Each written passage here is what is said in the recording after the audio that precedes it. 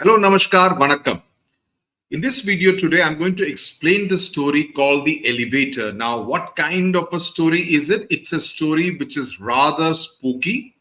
It's rather mysterious. You really do not know what really happens at the end of the story. So it leaves you, let me say, wondering what happened, rather tantalizing kind of an ending. It's a short story, and there are basically three principal characters, of which two occupy more space: the son, the father, and a lady who also seems to be an occupant of the building, or maybe she's a visitor. We do not really know.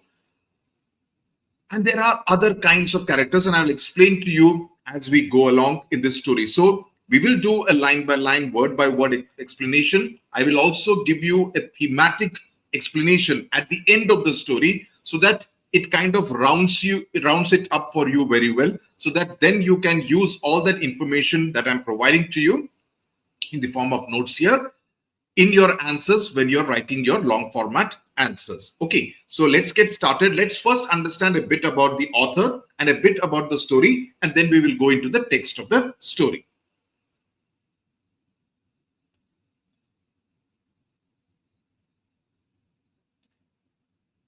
So The Elevator, about the author. Now, he is an American author who was influenced by the psychological thriller and the horror genre. Now, this is important that you need to keep in mind. William Sleator, he was enamored of the thriller and the horror genre. So there is an element of mystery in this particular short story.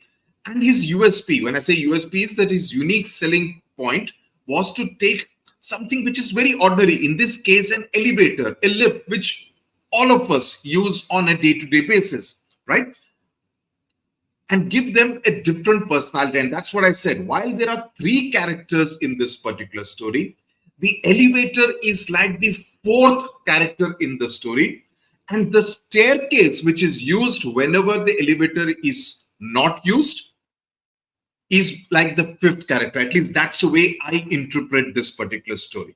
I had a lot of fun interpreting this story, because I thought it kind of, let you think in different ways about what could possibly be the author thinking while he was writing this particular story. So there are these three characters plus the elevator and the staircase, which are like different personality, because he infuses an element of suspense and fear in both the elevator and the staircase.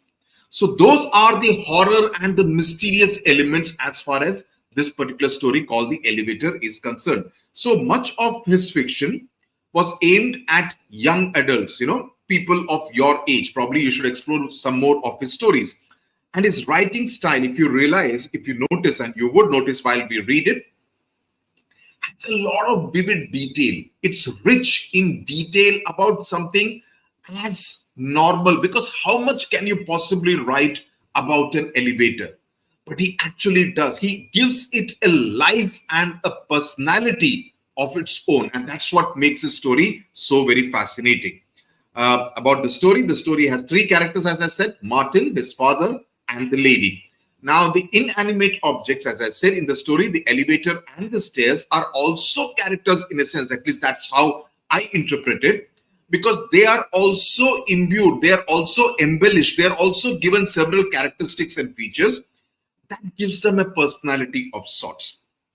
The story essentially revolves around Martin's fear of the elevator, which is not in very good shape. It's a rickety kind of an elevator. It's an old and a rickety kind of an elevator in his apartment building where he lives. And this fear of the elevator, it disrupts his daily routine, but it also symbolizes a larger lesson about conquering your anxieties. He's so fearful. So how does he how should he overcome those fears and anxieties? That's what the story is all about. I was looking for some images to go with the story. I couldn't get a very proper one. This is one of the images that I got. I'll just reduce the size so that it fits into the page. Yeah. So this is one of the images. Like, you get an idea. The lady is described throughout. I don't particularly like it because I don't like body shaming. She's referred to as a fat lady throughout. If you notice, I did not use that adjective throughout in the introduction so far, but that's how it is described in the story. But as I said, I mean, probably those days it was not so much in vogue. Today, it is not considered polite and proper to indulge in any form of body shaming. So this is what you need to bear in mind while we are reading the story. So now let's get into the story, the text of the story. Okay, The Elevator by William Sleator. It was an old building with an old elevator. Now you realize that right in the beginning of the story, he has put the fact that it was an old building with an old elevator, essentially talking about the fact that it is a very old and it has spent many years in service in that particular building. So the building was old, the elevator was also quite old. So please mark this particular word. This is important. A very small elevator, another description point. It is a very tiny kind of an elevator, which could carry only 3 people. Only 3 passengers could travel in that lift up and down at any given point in time. Martin, now we are introduced to the protagonist of this particular story. He's a thin 12-year-old boy. Okay, he's a 12-year-old boy. He felt nervous in it from the first day he and his father moved into the apartment. Of course, he was always uncomfortable in elevators, so he has had that fear of elevators from a very young age, afraid that they would fall. In fact, I remember when I was a child, one movie which was being screened on Doordarshan those days, since that was the only TV channel. I remember a particular scene. I mean, you wouldn't know those actors. There used to be a villain called, I mean, he's still alive, Ranjit. And there used to be a character actor called Dr. Sriram Lagu. So I still remember a scene in a particular Hindi movie where Ranjit does something with that elevator. And the elevator with Sriram Lagu's character, it kind of crashes down and he dies. And I also, I mean, in our flats those days in Delhi, we didn't have lifts and all that. I was in any case on the first floor. So I always had that phobia of lift, that, something like that could be done. So I can identify with what Martin feels here, that he was always uncomfortable in elevators, afraid that they would fall. But this one was especially unpleasant. So, he's describing the elevator in great detail as if it were a person. Okay. So while he does not explain what is the reason why he is afraid of elevators, right? We know that he was. Perhaps this was because of the poor lighting and the dirty walls. Now, those are the elements that he is talking about, why this particular elevator is rather unpleasant. So this is another adjective, keyword that you need to bear in mind. Please keep marking the keywords. Write it down in a notebook. It will really help you when you're writing your answers, because then you will be conscious of the fact that you need to use these keywords. Okay. It had poor lighting, so it was rather dim lighting. The walls of the elevator, the 3 walls, were also dirty. Dirty walls, poor lighting, unpleasant. Okay. And only 3 passengers, which means that it was a rather cramped lift if 3 passengers got in at the same time. Perhaps it was because of the door of the lift, which never stayed open long enough and slammed shut with a loud clanging noise. So now he's talking about the sound imagery. The fact that it made a rather loud, which is unpleasant. Clanging means kind of a very sharp kind of a sound it would create. Also the fact that it was always, it always seemed to put you at risk, because it would shut very fast. Even before the person could get in properly, or if 2 or 3 people have to get out at the same time, it would start shutting even before the passengers got out, which means that it is obviously not a very modern lift. It is not something which can be termed as a very safe vehicle to move up and down.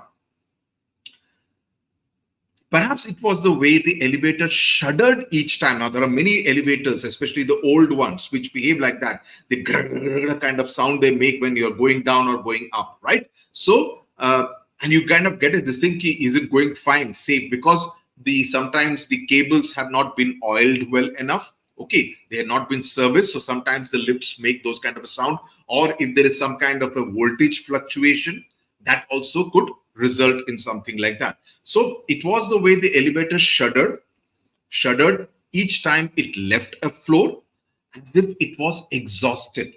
That's another important adjective that you need to use. As if it was tired. Maybe it was simply too small. It seemed crowded even with only two people in it. Even when though it's capable of carrying three passengers at the same time, even with two people, it would seem to kind of sound very tired. So here you see it's like shuddered, as if it were exhausted. It's almost like, he has personified the elevator. He has kind of given a lot of human characteristics, as if you're climbing up. When you have to climb up and all that, it is kind of looking very tired. The stairs were no better. Now, the stairs are the alternative. When there is a power cut, we take the stairs, right? Or if there is a fire in the building, we take the stairs. We're supposed to take the stairs. But the stairs were no better. Martin tried them one day after school. There were no windows, which means there was no ventilation, no light coming in, which means it was a dark, dingy kind of a pathway, and the lights were not working. Okay, so that made it very dark. Martin's footsteps echoed behind him on the cement, as if there was another person walking behind him. So you see how he's kind of creating this rather spooky kind of an atmosphere. Okay, so each footstep which you would hear behind you adds to what? It adds to the fear factor. It adds to the fear factor. As though there was another person climbing, getting closer. By the time he reached his home on the 17th floor, now this is an important detail he's giving. He was gasping for breath. Anyone would, right? Martin's father worked at home, so he does the work from home even at that time. He wanted to know why Martin was out of breath, because he would assume that he should take the lift. Why didn't you take the elevator? The obvious question. He asked, frowning at Martin. So you see, the first indication of the relationship between Martin and his father is one of unpleasantness. Please make a note of it. Please make a note of it that the first indication is one of unpleasantness.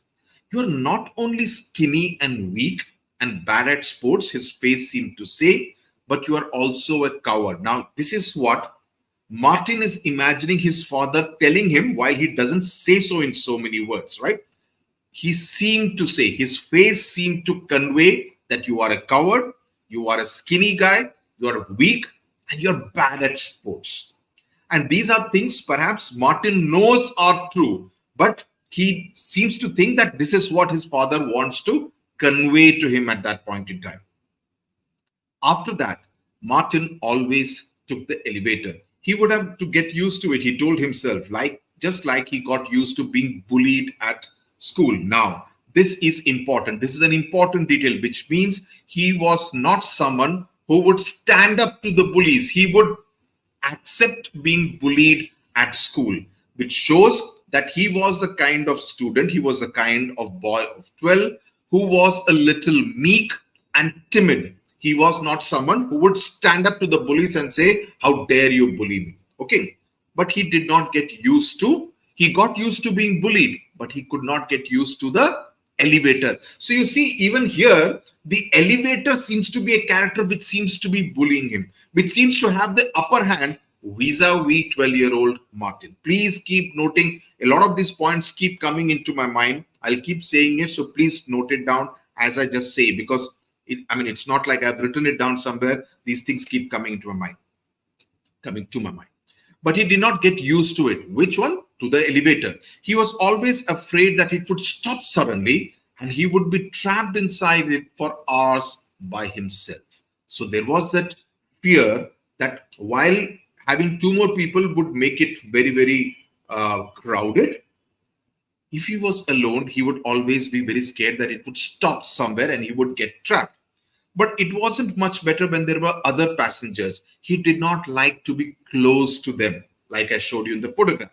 He also disliked the way people tried hard not to look at one another. You see, in a lift, that's what happens. People keep looking up at the fan, at the walls, at the, which says these many passengers can be carried, this much weight the lift can be carried. Those are the normal things which you find inside a lift.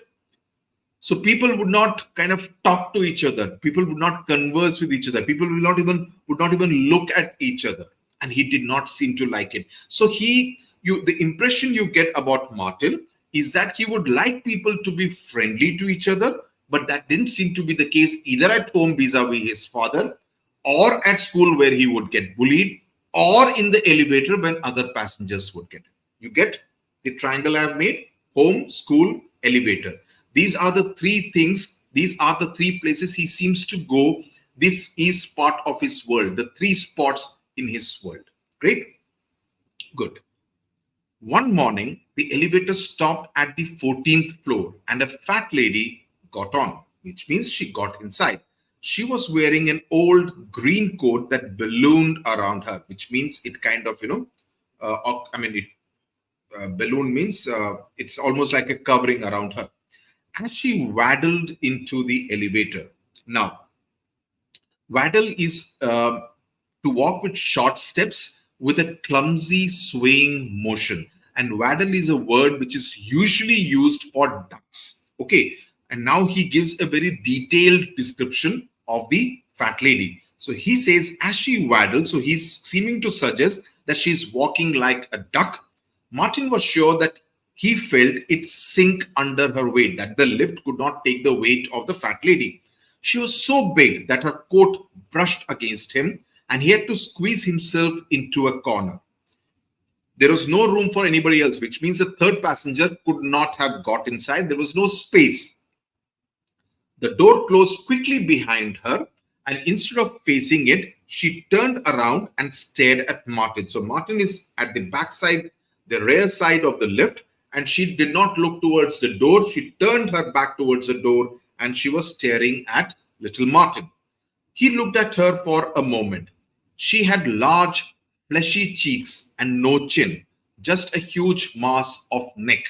Her blue eyes were tiny but sharp. Please make a note of the description of the lady. They seem to be boring into Martin's face. So she seems to be staring, small eyes, big body, but they seem to be staring into, almost boring into Martin's face. Almost boring means almost like drilling into Martin's face. Martin looked away, but the woman did not turn around. When someone looks away, you also would look the other side. You would not keep on staring at the other person. That's not considered good manners. Was she still looking at him? And while he has turned away, he's wondering whether she's still looking at him. He glanced at her quickly, then looked away again. She was still watching him. He wanted to close his eyes. So he's now getting petrified. He's getting scared. He wanted to turn around and stare into the corner, but how could he? The elevator creaked down to 12, then 11.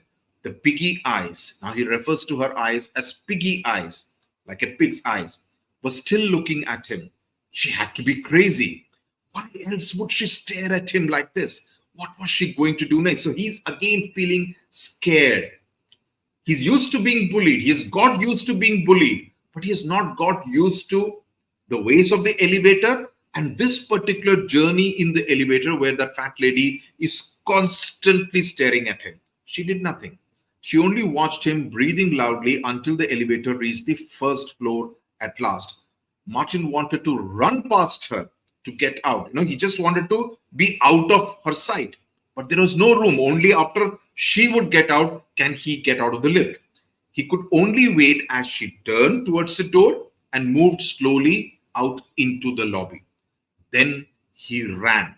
He did not care what she thought.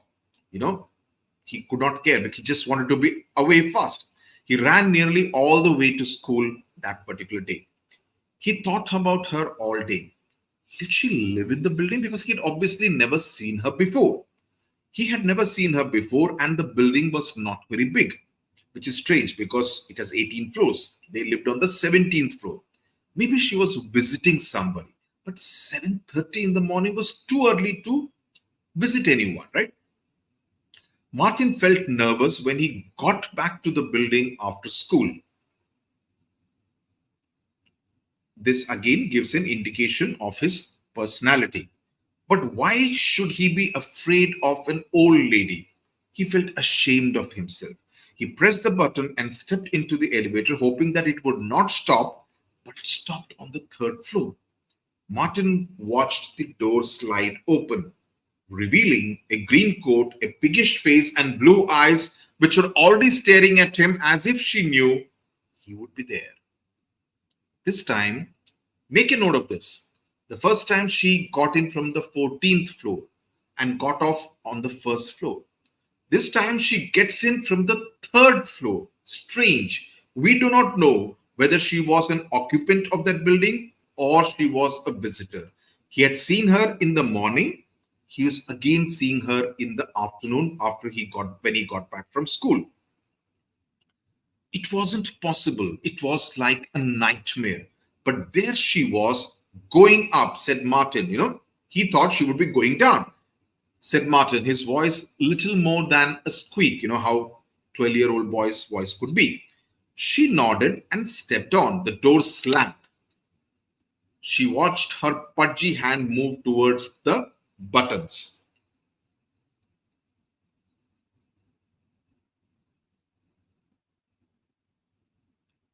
One minute.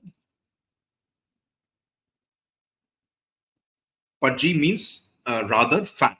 Okay, so he's again emphasizing the fatness of the lady. She watched her pudgy hand move towards the buttons. She pressed not 14. She pressed not 14, but 18, the top floor. So that building had 18 floors. He lived on the 17th floor. The elevator trembled and began to go up. The fat lady watched him once again.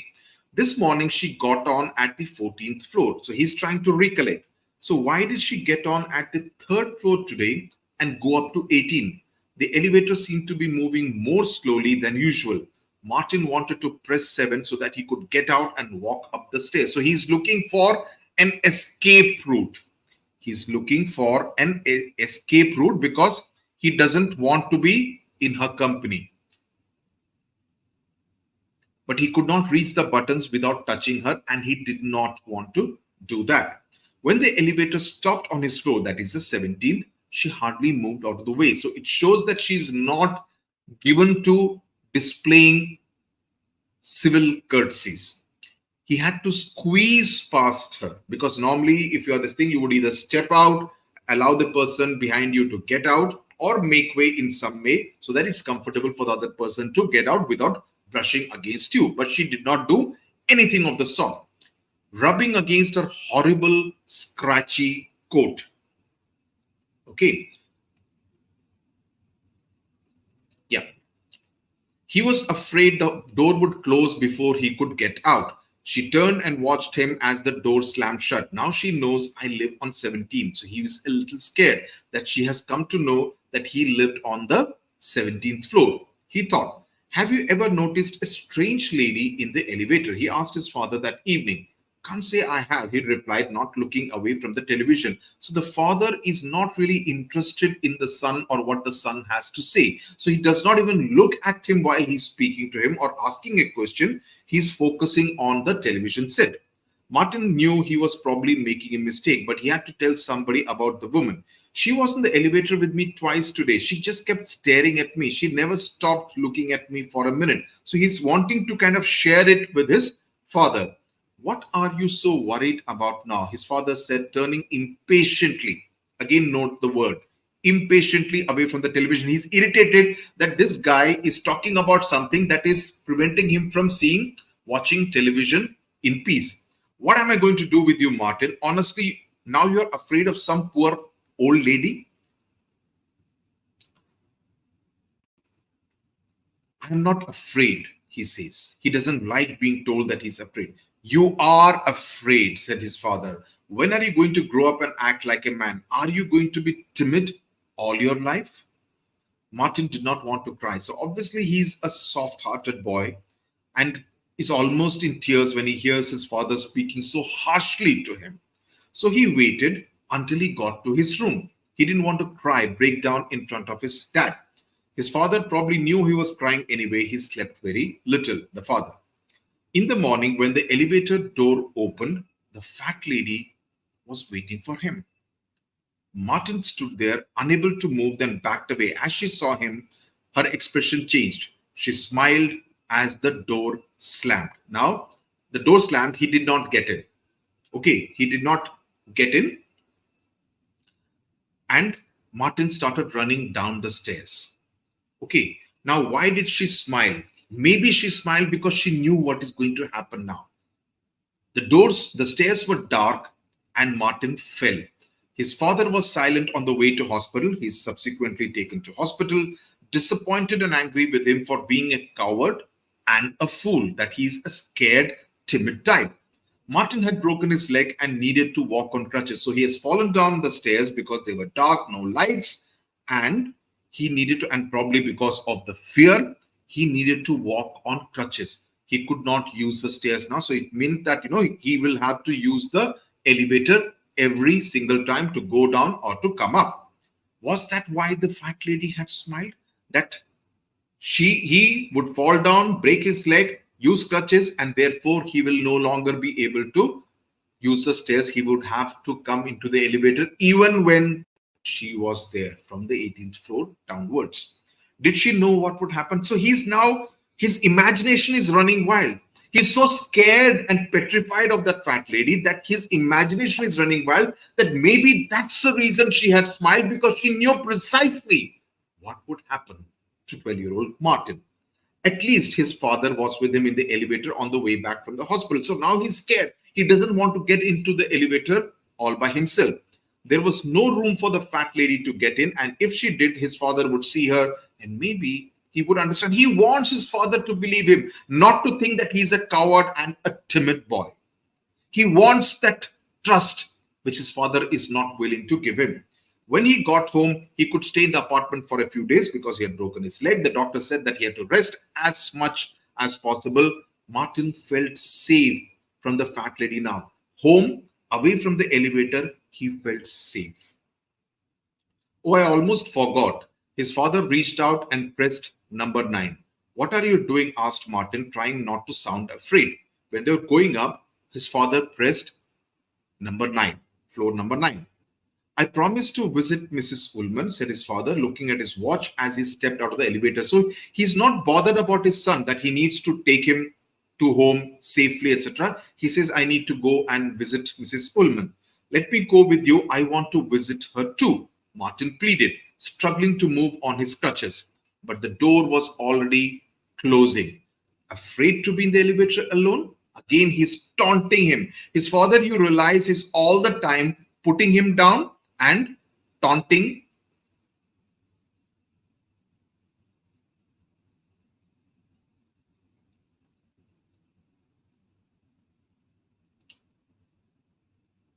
He's always taunting him and putting him down, mocking him. Grow up, Martin. The door slammed shut. Martin hobbled.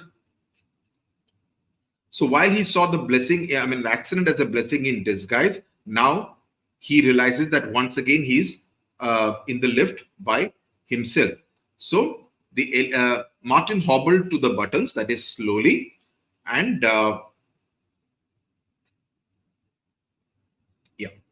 and pressed 9, but it did not do any good. The elevator stopped at 10 this time, where the fat lady was waiting for him. Why was she at 10? Nobody knows. She moved in quickly and he was too slow to get past her in time to get out. The door closed and the elevator began to move. And for the first time, the fat lady spoke. She said, hello, Martin, she said, and laughed and stopped and pushed the stop button. The elevator came to a stop, to a halt. Now, the story hangs in midair. What could have happened after this? We have no idea. No idea. It's open to interpretation. What could she have done to him? Why did she laugh? Okay. And what would have possibly happened? So if you were, I mean, one of the obvious questions that could be asked is to explain the rather abrupt ending. So frankly, there is no resolution to the fear that he has of the elevator and the fat lady, and it is a cliffhanger. The story ending is a cliffhanger because there is no clear ending. So he's in a way, the author is inviting the reader to participate in the story and make your own endings as to what could possibly happen, because the ambiguity opens, allows you to have multiple interpretations, right? So that is something which you need to be aware of. Now let's go through now that you have understood the entire story, let's go through the themes of this particular story.